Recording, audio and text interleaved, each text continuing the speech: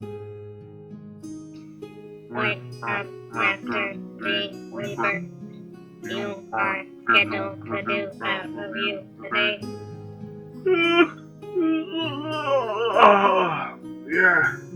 I'm up.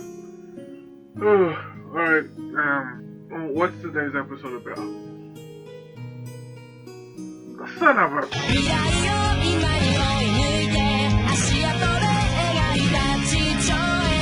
Hey guys, this is the Reaper, and it's time once again for a Reaper's Review. So today we're going to be reviewing Boruto episode 10, so let's go ahead and jump right into it. So we start off the episode with Boruto, Shigadai, and Mitsuki surveying the village and seeing if they can spot anybody under the influence of that shadow, or ghost as Boruto has decided to call it. After wasting the whole day, they are unable to make any progress, but are making plans to do the same thing tomorrow. It's only here that we realize that they actually skipped school in order to go ghost hunt. Unfortunately for Boruto and Shigadai, they leave the cover story to Mitsuki, who writes an outrageous excuse for their absence. This leads to the two of them being caught, and Boruto is forced to attend a parent-teacher conference. Seeing Boruto blatantly disrespect both his teacher and his mom is nothing short of atrocious. But, to be frank, this is typical Boruto behavior. He does not apologize, he doesn't admit anything that he was doing was wrong, and he doesn't even acknowledge the possibility that there may have been another way to handle the situation. This is just unacceptable. You know, back in my day, parents had a secret technique on how to handle disrespectful kids, with a 90% success rate. It's called Beat That. Oh, well, Tamari knows. So Hinata and Shino continue the meeting without Boruto, and Hinata reveals that she has not told Naruto about the situation because she believes that he already has enough on his plate. I mean, keeping the world safe, yeah.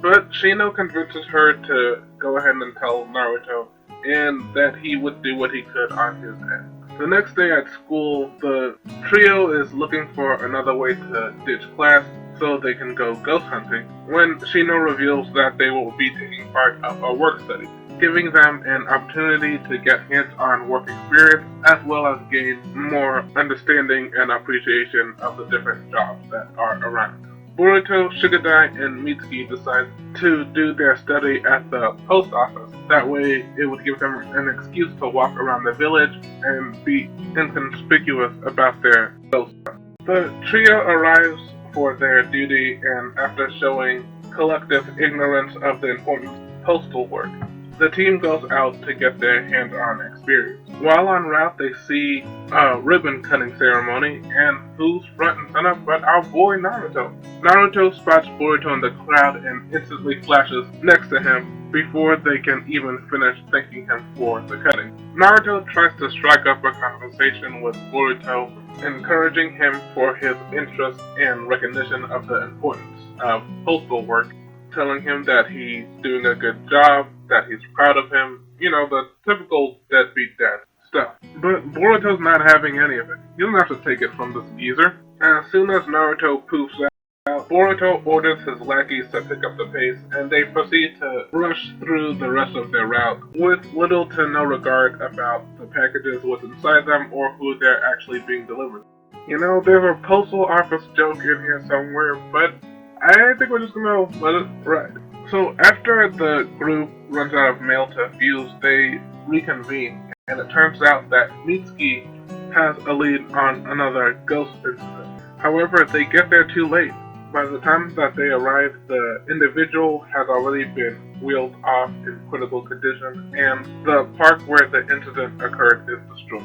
While Boruto and friends were still clowning around, Sai actually arrives on the scene and does some investigation. He reports what he finds to the Hokage. The two of them, along with Shikamaru, see if they can get to the bottom of this whole ghost incident with the limited information that they have. They begin crafting theories, one strong one being that this might be a resurgence of the Root organization, which was disbanded after the death of Don. This actually sounds interesting. Why aren't we watching this? For the first time since They mention shadows and ghosts. This is the first time it actually seems interesting, exciting, and relevant. Maybe it's because, unlike Boruto's group, our boys are actually trying to solve this mystery for the good of the village, instead of some vain and vague delusion of grandeur. Because of the potential severity of the situation, Naruto believes he'll need to rack up some more overtime hours and thus goes home to get a change of clothes. But Hinata wakes up and the two start talking about Boruto.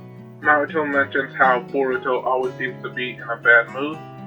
Yep, that's pretty standard from 12 to 18, my guy.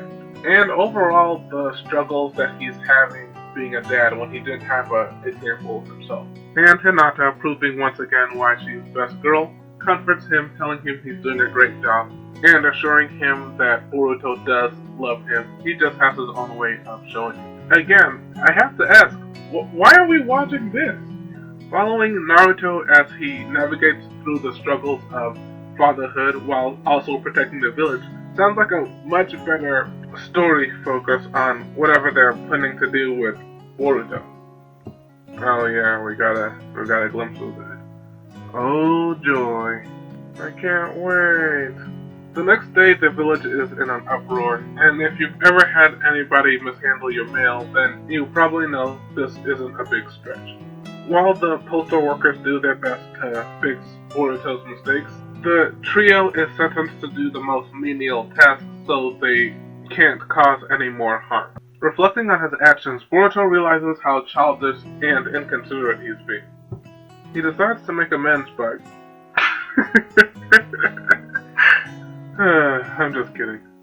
So instead of taking responsibility or admitting any wrongdoing, Boruto sees who he can pass the blame off to. But the game of hot potato is interrupted when breaking news reveals that another incident has occurred and it looks like one of their classmates has been injured. And then, wait, that's it? Wait, we're doing a cliffhanger with a mailroom episode? So be it. Alright, so what's Reaper's verdict? If I had to sum the episode up in one word, I would use frustrated. But let's look at it piece by piece. We've been having the same conversation for the past 5 episodes on whether or not to tell the adults about the ghost incident, and getting more and more evidence against their choice of continued silence. Multiple misguided attempts at humor, and teasing us by showing us what the anime could have actually been. The aspect of frustration, as I mentioned before, is seeing how Naruto and his group respond to the ghost situation in opposed to Boruto and his group. And here's the bottom line. Kids don't act like that. Here's the deal. Kids are stupid. And they're supposed to be.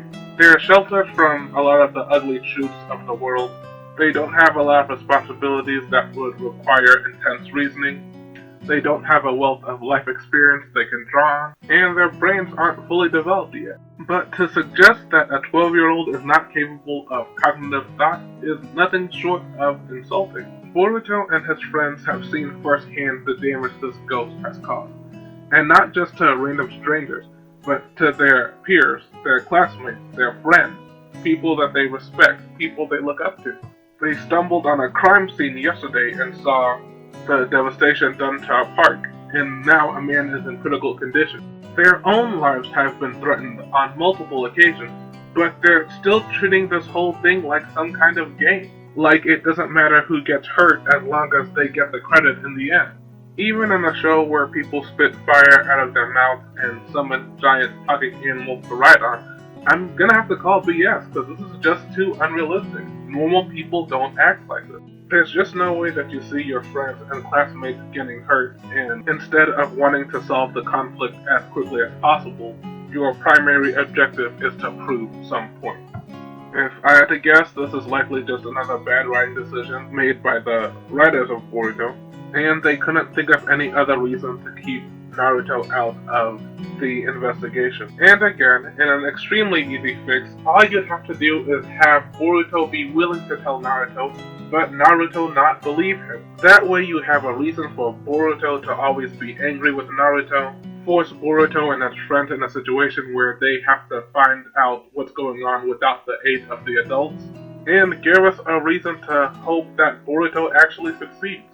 But, as it's written now, Boruto is a bad person. How else do you describe a person who puts their own selfish ambitions above the safety of their friends? Shikadai is stupid.